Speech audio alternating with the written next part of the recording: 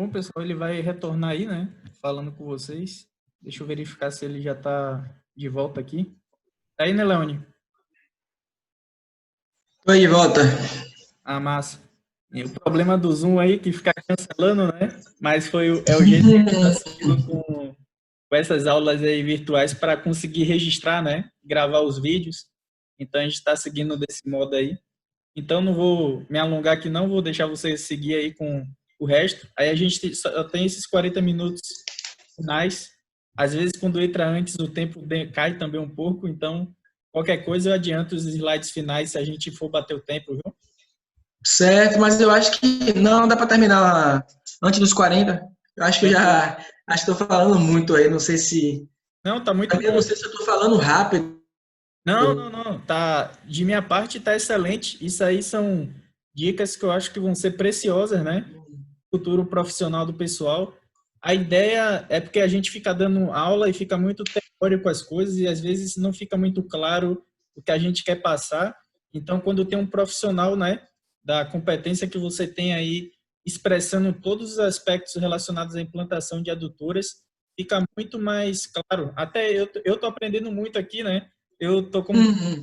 eles, mas hoje eu tô como mais um aluno aqui, tô aprendendo muito com o que você está dizendo. Então eu só agradeço mesmo aí, porque de minha parte está excelente. Então eu agradeço por mim e pelos alunos de ter o privilégio de ter você falando para a gente, né? Eu vou deixar aqui na apresentação novamente. Você. Beleza.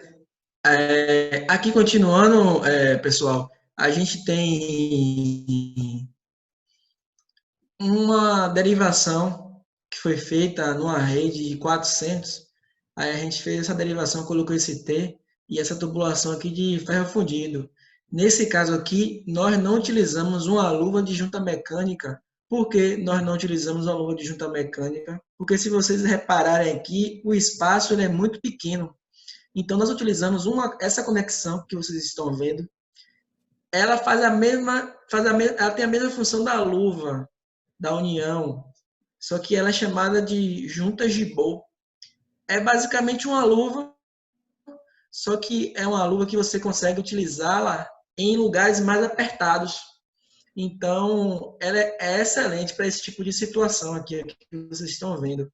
Nós aqui fizemos a ligação da ponta do tubo com a bolsa do, do T, de ferro fundido, e fizemos a ligação da ponta de um lado aqui com a ponta do outro lado, com essa junta gibô, que é esse material que vocês estão vendo aí. É como se fosse uma luva menorzinha, que ela facilita a instalação nesses lugares mais apertados.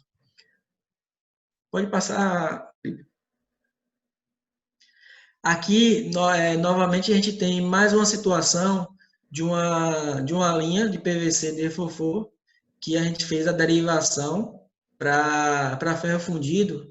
Nesse caso aqui, nós colocamos um T, três bolsas, três B, de 250 para 200 para 150. Fizemos a ligação aqui, ó, vocês estão vendo, tá vendo? Fizemos a ligação PVC de fofo, ponta do PVC de fofo com ponta do PVC de fofo com a luva de junta mecânica. Tá vendo? Vocês estão vendo? E aqui a tubulação de ferro, aqui é um ponta flange. Aqui a ponta do tubo está batido na bolsa do T e aqui o flange do ponta flange está ligado no registro flangeado. Aqui, depois do registro, a gente tem um outro ponta flange e depois do ponta flange, a gente colocou um tubo, bolsa e ponta. E aí a gente continuou com a nossa rede. Pode continuar. Aqui é um exemplo que a gente tem de três tipos de materiais. Três materiais distintos no mesmo serviço, no mesmo entroncamento. Aqui nós temos PEAD. Esse caso aqui específico foi uma travessia, foi um MND, método não destrutivo, que nós fizemos para poder atender uma localidade uma localidade no município aqui de Dom Macedo Costa, no município vizinho aqui onde eu moro. Então, nós fizemos a travessia com tubo EPAD, né? Fizemos travessia quanto encaminhamento em tubo PAD. Então, nós adaptamos a conexão do P para nós fizemos um colarinho, né? Um colarinho flange no PAD e fizemos a ligação do flange desse PAD no registro que vocês estão vendo aí, flangeado. Depois do registro, nós fizemos a instalação de um ponta flange, que é um pedaço de tubo que ele é de um lado flange e do outro lado ele é ponta, ou flange ponta ou ponta flange, dá no mesmo.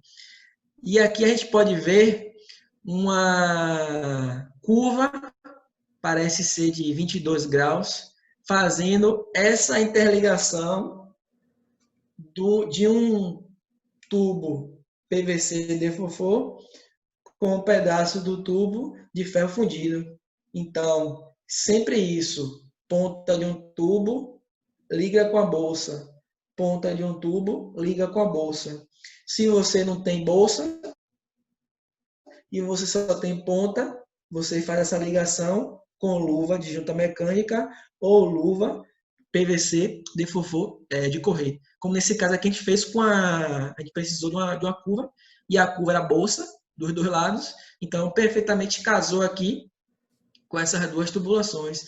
Aqui a gente tem que obrigatoriamente fazer a ancoragem atrás da curva, porque o impacto que a gente vai ter nessa pequena mudança de direção é suficiente e a pressão que a gente tem aqui nessa rede, ela é muito grande, ela com certeza vai ficar empurrando a curva, empurrando a curva até desbater.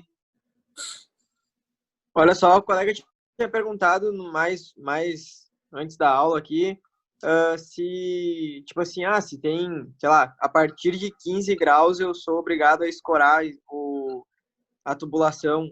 Tem algo nesse tipo ou depende da pressão que vai passar ali, a força que vai exercer na minha tubulação? Depende da pressão e depende da força que vai exercer na mudança de direção. Agora, eu aconselho, independente da quantidade da mudança de direção, né? No caso aqui, essa curva aqui, se a gente reparar, é uma curva que não é acentuada, é uma curva aparentemente de 22 graus. Só que, tipo assim, vai exercer a pressão da tubulação em cima dessa curva e ela vai empurrar essa curva para trás. Então, tenho que ancorar ela, porque senão ela vai desbater e eu vou ter problemas futuros, eu vou ter um vazamento e vou ter que abrir e corrigir. Então, eu aconselho sempre mudanças de direções, mesmo em deflexões pequenas, né? Eu aconselho fazer. Obrigado. Nada.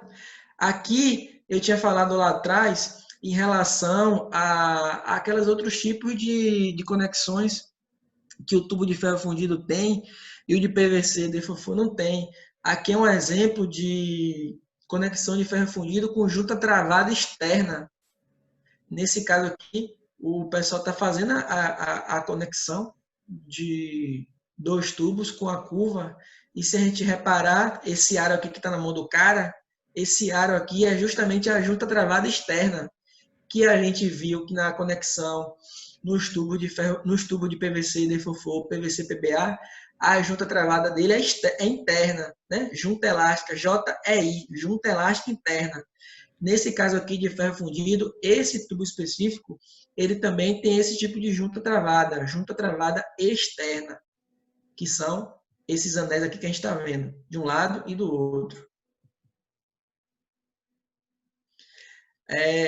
Finalizando em relação àquelas conexões de ferro fundido, aqui eu trouxe algumas conexões em PAD. As conexões de PAD, a gente tem basicamente de três tipos: compressão, termofusão e eletrofusão.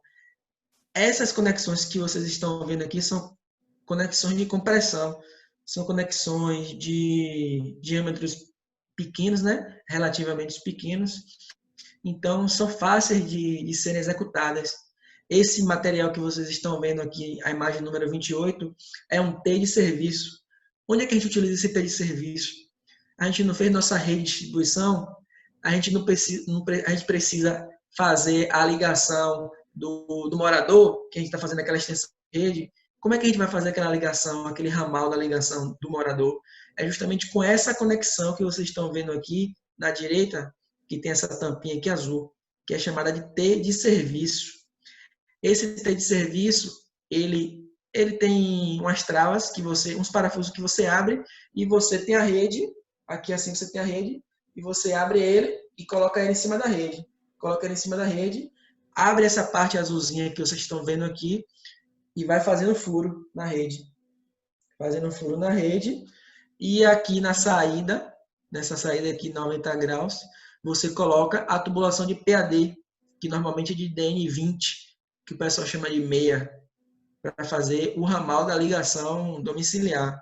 Aqui já é o que você precisa fazer aqui, é só pegar o PAD, colocar aqui ó, na saída e girar a conexão, que ele vai fazer o travamento. Essa é a conexão de compressão. Colocou o PAD, girou, travou. Beleza, tá ok. Assim como os T's que vocês estão vendo aqui embaixo, para derivações. Pode passar, Felipe. Aqui mais conexões de PAD. Aqui eu tenho um colar de tomada que serve também para a mesma função do T de serviço, só que o T de serviço ele é um material mais completo. Por que mais completo? Ele é um material mais novo, é um material mais resistente e é um tipo de material que não precisa de uma conexão para você adaptar. Nesse T de serviço, eu precisaria de um adaptador compressão e rosca, PAD, para ficar aqui em cima dele, para depois vir com o tubo PAD. Já no T de serviço que eu mostrei a vocês, ele já é adaptado. A conexão para você travar o PAD já vem nele. Nesse T de serviço, não. Você teria que ter uma outra conexão em cima dele, rosca externa, e a parte de fora a compressão para poder colocar o PAD. E aqui do lado a gente tem um joelho de compressão, o joelho, o cotovelo, depende do fornecedor, mas é basicamente o joelho ou o cotovelo. Aqui nós temos conexões de ligação, né, entre tubos de PVC, entre tubos de PAD. Essa conexão aí da direita é uma luva de compressão PAD. Qual é a função dessa luva? Lembra que eu mostrei lá atrás aquelas bobinas de PAD, que o PAD ele é vendido ponta e ponta, diferente dos outros materiais que é vendido de ponta e bolsa. O PAD você vende em diâmetro de até 100 milímetros, ele vende em bobinas de 100 metros. Como é que você vai fazer a ligação de uma bobina de 100 metros com a bobina de mais 100 metros? É justamente com essa conexão que vocês estão vendo aqui na direita, chamada de luva de compressão de PAD. Essa conexão que faz esse tipo de serviço, de união. Essa outra aqui que vocês estão vendo à esquerda é uma...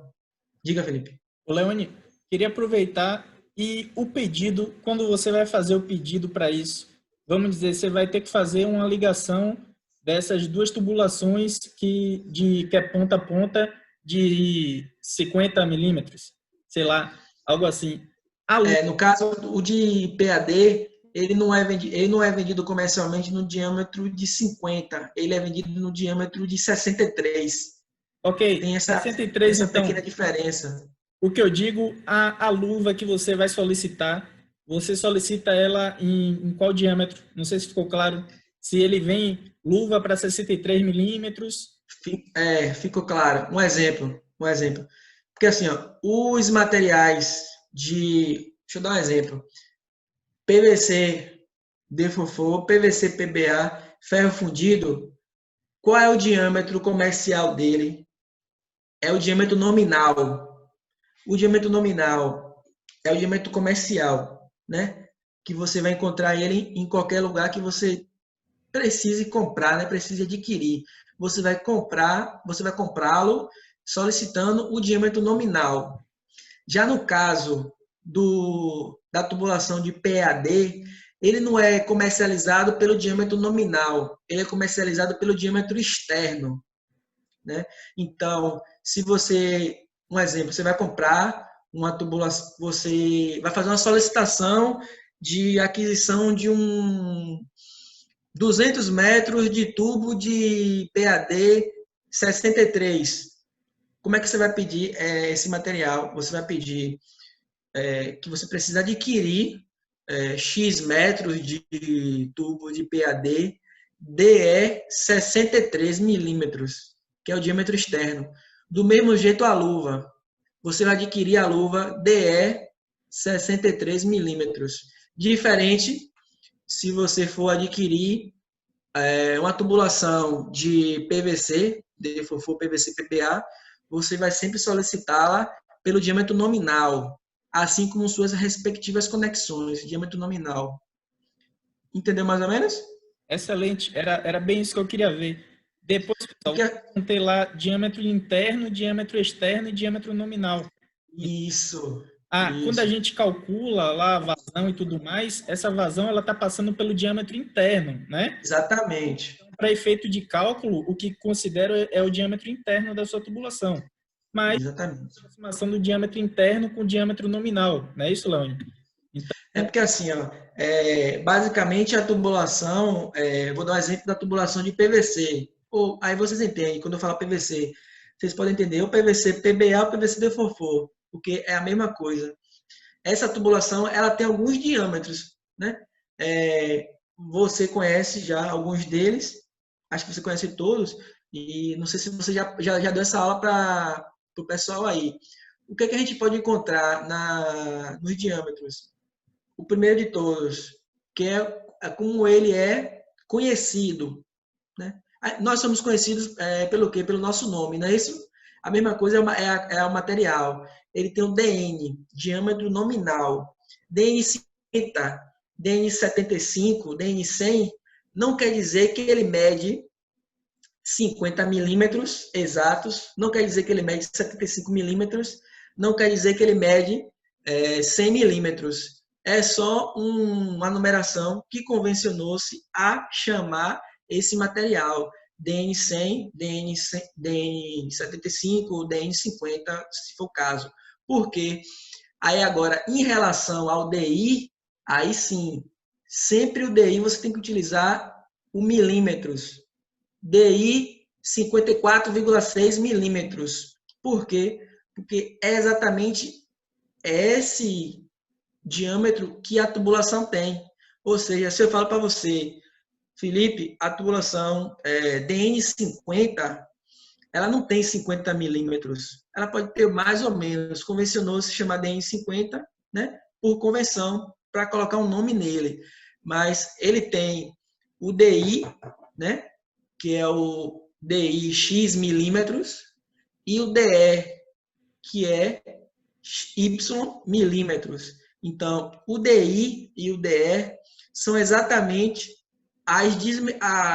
exatamente a dimensão da tubulação. Ou seja, ela obrigatoriamente tem que ser informada em milímetros. Já o DN não. O DN você só precisa informar DN 50, DN 75, DN 100, DN 150. O cálculo, você tem que sempre adotar o diâmetro interno da tubulação, porque sim. É a dimensão, é a tubulação. Então, esse cálculo que você fizer, né? Quando você fizer esse cálculo, sempre utilizar o diâmetro interno, porque, como eu falei, é exatamente a dimensão da tubulação. É porque o diâmetro interno vai ser a área da seção onde vai estar passando a água. Então, exatamente. Aquilo vai dar exatamente a vazão que vai estar passando pela tubulação, não é isso? Perfeito. Tranquilo. É porque em alguns momentos, quando faz os cálculos, não tem esse diâmetro interno especificamente, né? E o pessoal usa o diâmetro nominal como se fosse o interno para esses cálculos Como... de exercícios, né? A gente, Entendi. porque não usa o diâmetro da tubulação interna, assim, não tem como pesquisar todos, né?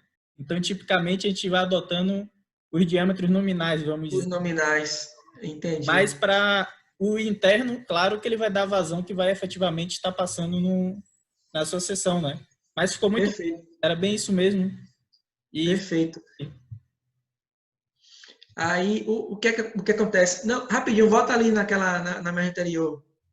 Essa conexão, essa conexão da esquerda é uma conexão, assim, muito importante. Por que ela é muito importante? Se a gente reparar, na parte de cima, ela é lisa. E a parte de baixo, ela é rosca. Ela é rosca, não. Ela é de compressão. Que tipo de conexão é essa? Isso daqui é um adaptador de PVC para PEAD. Aí um exemplo, deixa eu dar um exemplo de transição de material, né? Eu tenho uma tubulação de PVC que eu quero continuar com ela em PEAD, né? Eu tenho uma tubulação de PVC, vamos supor que eu tenho uma bolsa da tubulação de PVC aqui é a bolsa. Aí eu quero transformar e continuar este assentamento dessa rede, mas em outro material, em material em PEAD. O que é que eu faço? Eu parei com a bolsa aqui, eu pego esta conexão que vocês estão vendo, a ponta dessa conexão aqui, ela vai bater perfeitamente na bolsa do tubo de PVC. Entendeu? Aí é um adaptador. A mesma coisa que eu posso fazer aqui pegar a ponta dessa conexão, colocar uma luva de PVC e eu posso fazer a ligação. A ponta do PAD com a ponta do... A ponta do... Poxa, sumiu a palavra. A ponta do PAD com a ponta do PVC, com a luva dessa conexão. Então é uma conexão assim também de suma importância em relação à mudança de material de PVC para PAD ou PAD para PVC. Essa conexão ali faz, às vezes, de um nípel que a gente utiliza para conectar uma rede de tubo galvanizado para um sistema groover no sistema de incêndio, né? Ela é uma adaptação, né? Para mudança Sim, é uma de... adaptação, assim como um Isso. nípelzinho que a gente utiliza para adaptar o tipo, Uhum. a tubulação com rosca e a tubulação com groover, né? Isso. Bacana. Isso mesmo. Aí a gente tem aqui conexão de PVC, a gente tem um cap de PVC. Aí aqui eu vou passar rápido, que são conexões simples. Pode passar, no beleza. Felipe. Eu tenho uma conexão de tudo para vocês verem aqui, conexão aqui de uma redução PVC, uma luva PVC, só para vocês terem ideia, assim, mais ou menos. T PVC, curva PVC. Se vocês repararem, a curva de PVC é diferente da de ferro, que a de ferro ela tem duas bolsas. A de PVC ela só tem bolsa de um lado só. Tem essa diferença, tá vendo? Aqui eu tenho um adaptador de ferro para PVC, essa imagem da direita, que eu faço a transição de uma tubulação de ferro para PVC. A conexão, o que faz a ligação do ferro é a ponta. A ponta dessa tubulação aqui, ela bate na bolsa do ferro. E aí eu saio com PVC. Essa outra menorzinha é um adaptador de bolsa e rosca, que eu posso fazer adaptação em conexões de rosca em ferro fundido. E sair com PVC também. São dois tipos de adaptadores. Só que para as mesmas funções, né? Mas adaptadores de diferentes tipos. Vai passar. Aqui eu separei para vocês algumas NBRs, né, que foram citadas aí na apresentação. E no finalzinho aí eu mostro alguns manuais técnicos de algumas empresas que são assim manuais fundamentais. São manuais assim muito complexos, bem completos, que dá para a gente estudar por eles e tirar muitas dúvidas, porque são realmente muito bons. e vale a pena dar uma pesquisada nos manuais da Tigre, da Manco, da Sangoban. A Sangoban tem um manual assim muito, muito bom, que em muitos livros a gente não vê tanto assim, tanta informação que tem nesse manual. E vale a pena dar uma olhadinha. E basicamente darem uma olhada para vocês terem uma noção mais ou menos do conhecimento que eu tenho, do trabalho que eu faço aqui, da empresa que eu trabalho. Aí eu agradeço mais uma vez aí a Felipe por esse convite, e eu estou aí à disposição aí. Se precisar de mim para qualquer coisa aí, pode contar comigo. E eu espero que vocês tenham gostado também. Ô, Leoni, gostei muito. É muito bom ver um profissional falando sobre o trabalho que desempenha, né? Toda a segurança que você tem falando sobre o seu trabalho. Percebe-se claramente aí que é um excelente profissional, né? E por ter se disposto a dar esse tempinho aí para a gente, já trabalhou o dia todo hoje e ainda se dispôs a apresentar brilhantemente aí sobre esses assuntos. A turma ainda vai ver alguns aspectos relacionados a isso depois, né? Por enquanto, Certo. a gente vê mais a parte de hidrostática, agora está entrando em hidrodinâmica, e aí vamos entrar em perda de carga e tudo mais. Aí eu queria ter essa ideia assim de materiais e peças para depois eles entenderem, quando a gente estiver calculando as pressões do sistema, né? A importância da gente ter tudo bem dimensionado e relacionar isso com o tipo de material, porque depois eles vão ter que elencar, né, no orçamento deles o tipo de material da tubulação, pesquisar, ter o material adequado e compor isso em relação ao dimensionamento que eles fizeram. Então é muito importante assim ver essas apresentações e a questão prática ali, né? Você colocou diversas formas ali de implantar essa rede, de fazer as conexões. Isso pode ajudar eles futuramente, caso eles tenham um trabalho nesse sentido. Eu só gostaria que você comentasse, Leone, a importância, né, de saber, além do cálculo, além da parte de cálculo, de dimensionamento de rede, de execução, a importância de você saber escrever, de você detalhar no relatório algo. Então, queria que você comentasse algo a respeito, se puder, né? Nesse tempo. Não, posso sim, com certeza. É porque assim, quando a gente está na graduação, muitas vezes a gente tem uma visão, muitas vezes errada, do que é um curso de exatas. Eu já vi alguns colegas falando que engenheiro não precisava saber português, não precisava saber algumas matérias voltadas à área de humanas, né? Como exemplo. Só que, tipo assim, eu acho isso assim um pensamento assim muito errado, né? Porque hoje, se estudante que vai trabalhar futuramente numa empresa, pode ser numa empresa pequena, numa empresa grande, independe do tipo e porte da empresa, você vai precisar muito ter que justificar tudo que você solicitar.